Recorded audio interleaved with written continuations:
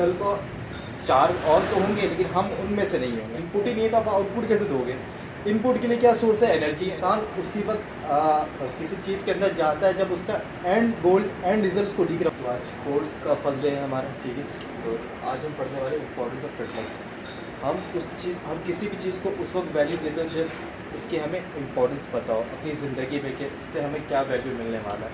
तो फिटनेस, लोग तो कहते हैं फिटनेस अचीव कर लो, फिटनेस अचीव कर लो, ये हो जाएगा, वो हो जाएगा, लेकिन क्या हो जाएगा आगे दूसरे बारे में पढ़ेंगे, और क्यों ज़रूरी है हमारे लिए। तो इम्पोर्टेंस ऑफ फिटनेस और हेल्थ, हालांकि दोनों चीज़ें अलग ही है, मैंने लेकिन एक साथ मेंशन कर दिया। बाकी ये कि समझने के लिए, लेकिन ये बाकी हम कल या परसों इसको भी देख लेंगे कि फिटनेस और हेल्थ क्या होती है। तो आज ये टॉपिक है importance of fitness and health. कुछ चीज़ें मैंने हेडिंग वाइज लिखी है, पॉइंट वाइज लिखी है, सिर्फ समझाने के लिए। तो अपने आप में खुद सारे की टॉपिक्स, लेकिन हम उस पर नहीं जा रहे हैं। हम लेकिन फिटनेस से क्या हासिल कर सकते हैं वो हम शॉर्ट टर्म में समझने की कोशिश करेंगे।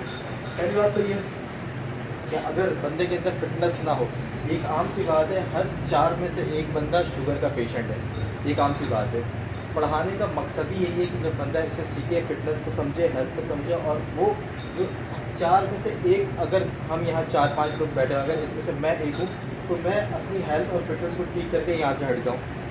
और यही चीज़ मुझे आपको भी समझाना है, ताकि आप अपनी हेल्थ को, अपनी फिटनेस को बेहतर करें और आप यहाँ से हट जाएं।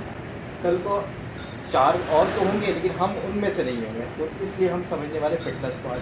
तो फिटनेस की इंपॉर्टेंस क्या है हमारी ज़िंदगी में?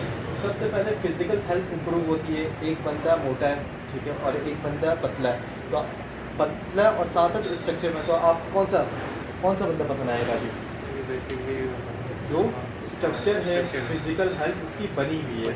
आप हमेशा नॉर्मल से किसी को भी आप उठा के टच करोगे, और तो 2 बंदे को सामने रखोगे, जो एक मोटा और एक स्ट्रक्चर वाइज फिजिकल हेल्थ उसकी सही है, तो बंदा डेफिनेटली 99.9% यही चांस है कि उसको किसको पसंद करेगा, जो स्ट्रक्चर वाइज ठीक है, यानी कि उसकी फिजिकल हेल्थ ठीक है। अब दूसरी बात करते हैं, हम फिटनेस और हेल्थ सिर्फ फिजिकल हेल्थ को नहीं करता, बल्कि हमारी मेंटल हेल्थ को भी अच्छा करता है, हमारे दिमाग को इम्प्रूव करता है। जब हम एक्सरसाइज करते हैं तो ब्लड फ्लो बेहतर होता है। ब्लड फ्लो होने की वजह से बहुत सारे नर्व्स और ब्रेन हमारे एक्टिव हो जाते हैं, जिसकी वजह से हमारी मेंटल हेल्थ और मेंटल कैपेबिलिटी बढ़नी शुरू हो जाती है।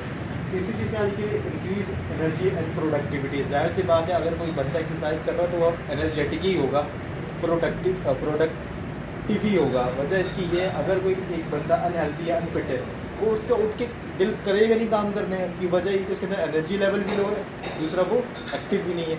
फिटनेस और हेल्थ हमेशा हमें प्रोएक्टिव बनाती है। तो एक टॉपिक हमारा इस पर, और एक पॉइंट हमारे ये इंक्रीज एनर्जी इन प्रोडक्शन। जब भी हम फिटनेस और हेल्थ को अच्छी करते हैं तो हमारी एक्टिविटी और प्रोडक्टिविटी, एनर्जी लेवल सब बढ़ जाते हैं। चौथा पॉइंट है सेल्फ कॉन्फिडेंस एंड पर्सनैलिटी। जाहिर सी बात है, जैसे मैंने पहले एग्जाम्पल दिया था कि 2 बंदा खड़ा हो, एक बंदा मोटा हो और एक बंदे का फिजिकल स्ट्रक्चर अच्छा हो, हर शख्स उसको पसंद करेगा जिसका फिजिकल स्ट्रक्चर अच्छा है। क्यों? क्योंकि उसकी पर्सनैलिटी अलग लग रही है, दूसरे वाले से अच्छी लग रही है। तो जब भी हम फिजिकल हेल्थ, अपनी फिटनेस को ठीक करते हैं, तो हमारी स्ट्रक्चर और पर्सनैलिटी निखरती है, जिसकी वजह से होता है क्या, अपना भी एक सेल्फ कॉन्फिडेंस बढ़ता है और पर्सनैलिटी भी अच्छी लगने लग जाती है। पांचवी चीज़, स्ट्रॉन्ग इम्यून सिस्टम। आपने अक्सर देखा होगा कि जो लड़के या जो बंदे एक्सरसाइज करते हैं वो आमतौर पर बीमार नहीं होते हैं। इसकी वजह ही ये कि उनका इम्यून सिस्टम स्ट्रॉन्ग हो रहा होता है, कि वो रोज़ अपने आप पे एक नया प्रेशर डाल रहे होते हैं, कुछ नई एक्टिविटी से, नई एक्सरसाइज से, तो जिसकी वजह से उनकी बॉडी दिन ब दिन ग्रो हो रही होती है और उनका इम्यून सिस्टम स्ट्रॉन्ग हो रहा होता है। तो एक वजह ये होती है, और भी काफ़ी सारी साइंटिफिक वजह है, हम आगे आगे समझेंगे। दिस इज लॉन्जिविटी, कि जब इंसान एक्सरसाइज करता है तो उसकी उम्र बढ़नी शुरू हो जाती है। वजह है कि उसकी सिर्फ फिजिकल हेल्थ अच्छी नहीं होती, उसके इंटरनल ऑर्गन्स भी अच्छे काम करने शुरू हो जाते हैं, जिसकी वजह से उसका हार्ट, उसका ब्रेन, उसके इंटरनल जितने भी तमाम ऑर्गन हैं, स्टमक हो गया, किडनी हो गए, वो अच्छे और वेल फंक्शन कर रहे होते हैं, जिसकी वजह से उसकी लॉन्जिविटी, उसका दौरानिया बढ़ जाता है, और वो एक आम इंसान से एक तो अच्छी लाइफ भी जीता है और ज़्यादा सर्वाइव भी करने की काबिल ज़्यादा है। ज़िंदगी मौत तो खैर अल्लाह के हाथ पे, लेकिन एक अगर हम साइंटिफिक तौर पे देखें, एक हमेशा वो इंसान बेहतर ज़िंदगी जीता है जो फिज़िकली अच्छा होता है और हेल्दी होता है। तो ये कुछ मेन पॉइंट्स थे, और ये बीमारियाँ थी कि यहाँ तो मैंने से फ़िलहाल सिर्फ 2 बीमारियाँ लिखी हैं। अब 100 नीचे चले जाएँ।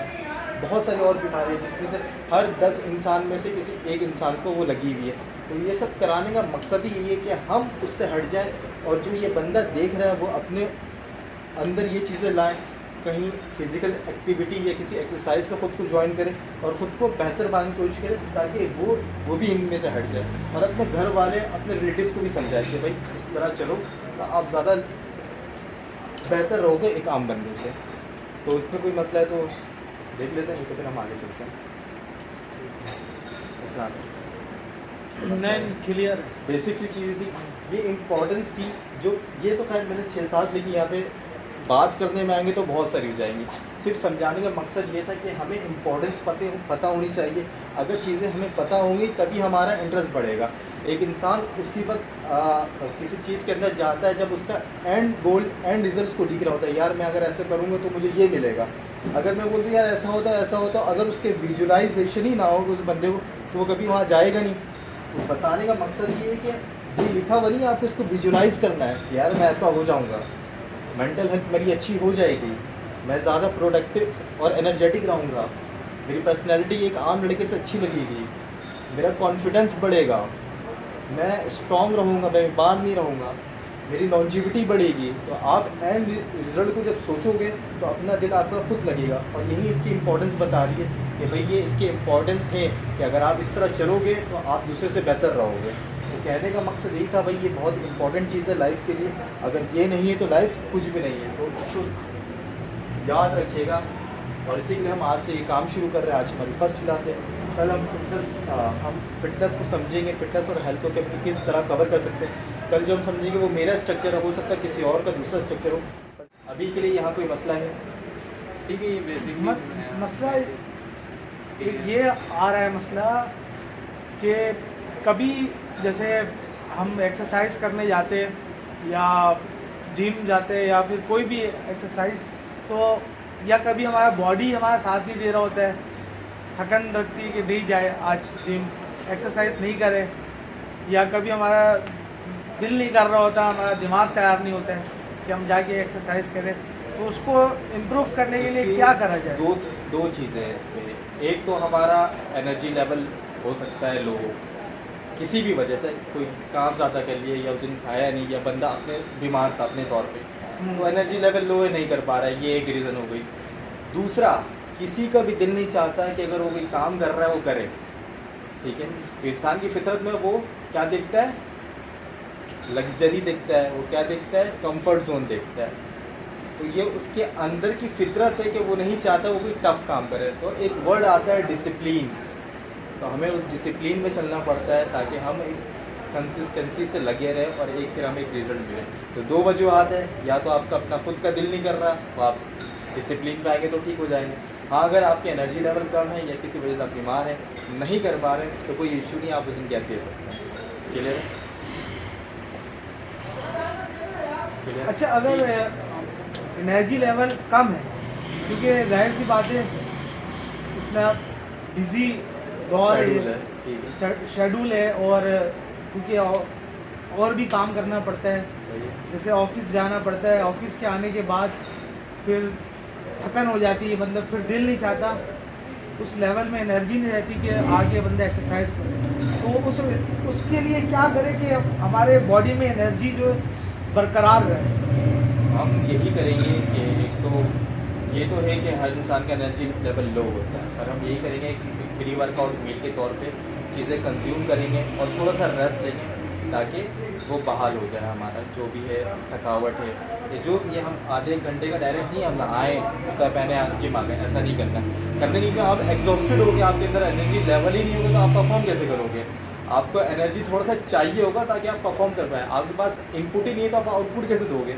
इनपुट के लिए क्या सोर्स है? एनर्जी। एनर्जी कहाँ से आता है? खाने से आता है। तो as a pre workout meal हमें कुछ ना कुछ लेना पड़ेगा अपने बॉडी के अकॉर्डिंग, अपने बॉडी टाइप के अकॉर्डिंग और अपनी एक्सरसाइज के अकॉर्डिंग। उसके हिसाब से हम कोई प्री वर्कआउट लेंगे, थोड़ा सा रेस्ट करेंगे और जिम में आ जाएंगे ताकि हम अपना काम अच्छे से परफॉर्म कर सकें। पहले आगे के टॉपिक में हम एक्सरसाइज करेंगे तो उसको देखेंगे क्या हुआ।